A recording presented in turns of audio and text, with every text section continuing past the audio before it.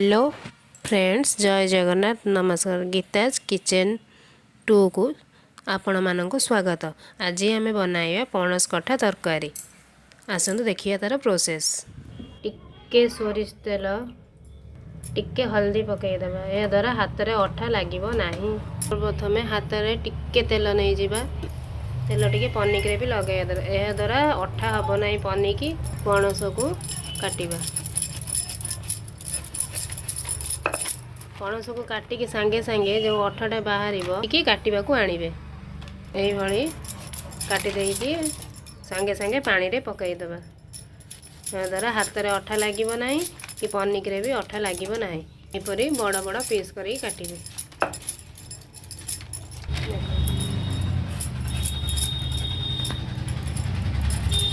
एमती धीरे धीरे चोपाटा को काटिबा।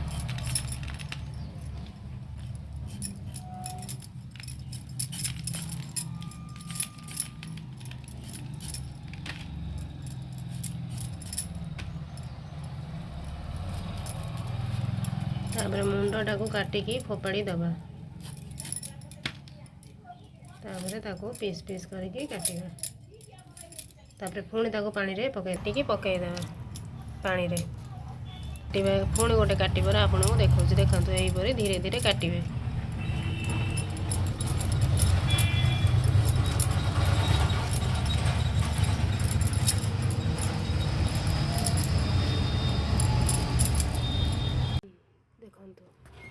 आमर पणस कटा हो गला। देखो हाथ भी अठा लगी ना। देखो देखो पनिक भी अठा लगी ना। सर्वप्रथम मसला देखु।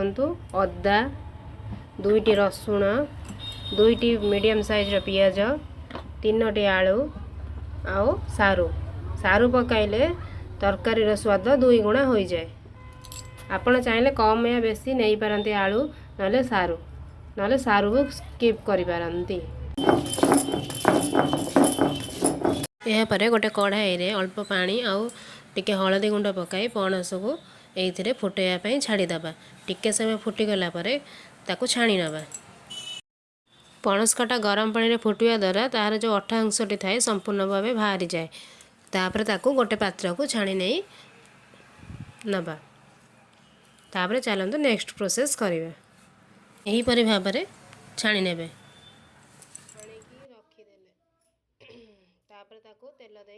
सर्वप्रथम टिके तेल ढाणी टिके हलदी पकाई प्रथमे आलू सारू को पकाइबा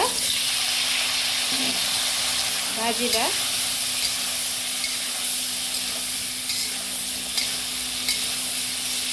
आ टिके समय पर 1 मिनट पर पणस कठा को पकाईदेवा। से टिके लुण पकाईदेवा। ता द्वारा पणस कठा और आलू टिके लुण खाईगले स्वादटा अधिक लगे भल। यहीपरि भाव में 2 मिनट हाई मीडियम फ्लेम रे भाजीबा। टिके नाली हो गला परे ताकू गोटे पात्र को काढ़ी नवा।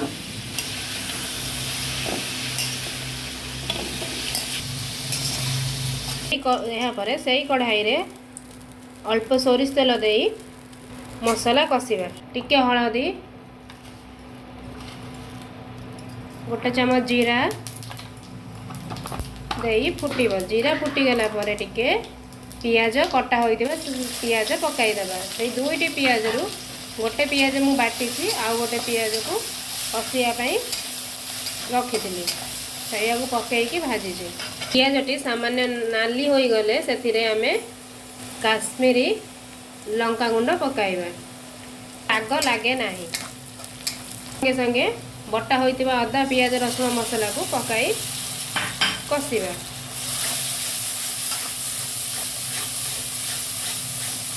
आगरू तेल रे हलदी पकाई से लगे आउ टिके हलदी पकाउचे। यापर स्वाद अनुजाई लुण पकाइबा। पणस कठारे भी लुण पकाई आगरू। यापर हल्का भाव में कषिबा। यापर आमे आधा चमच मीट मसला पकाइबा।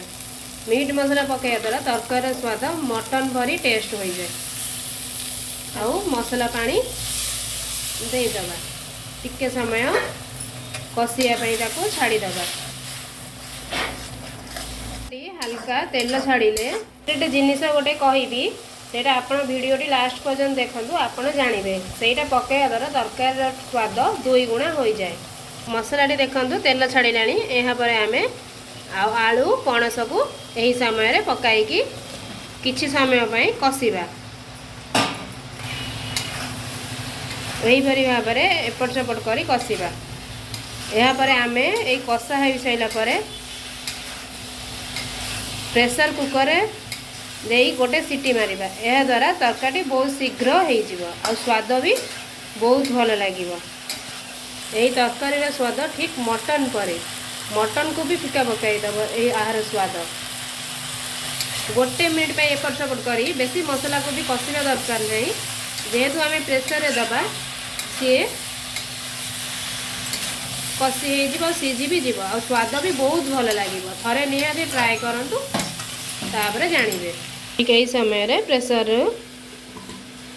सबू काढ़ी प्रेसर रे दबा से कढ़ाई रे जो मसला लगी से टिके पानी सांगे सांगे उषुम करदबा। आपण जतिक परिमाण रे झोल खाई पारंती कि सुखा खाई पारंती जदि आपण अल्प भी पानी देई पारिबे। प्रेसर रे बेसी पानी खाए नाही तो आमर टिके झोल खाइया को पसंद करू बोली कि टिके पानी देइछु। से गरम पानी की प्रेसर रे वर्तमान पे ढाली दबा।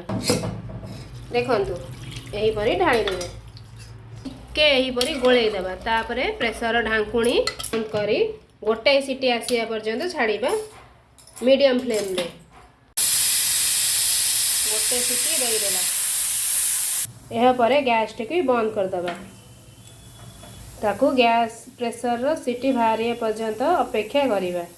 मसलाटी होउची दुईटी डालचीनी और 2टी गुजराती यही को बाटी लास्ट तरकारी दबा द्वारा तरकारी फ्लेवर बहुत बढ़ी जाए। और थरे पकई देखो थरे खाइले यही तरकारी बार बार खाइबा आपनकर इच्छा हो।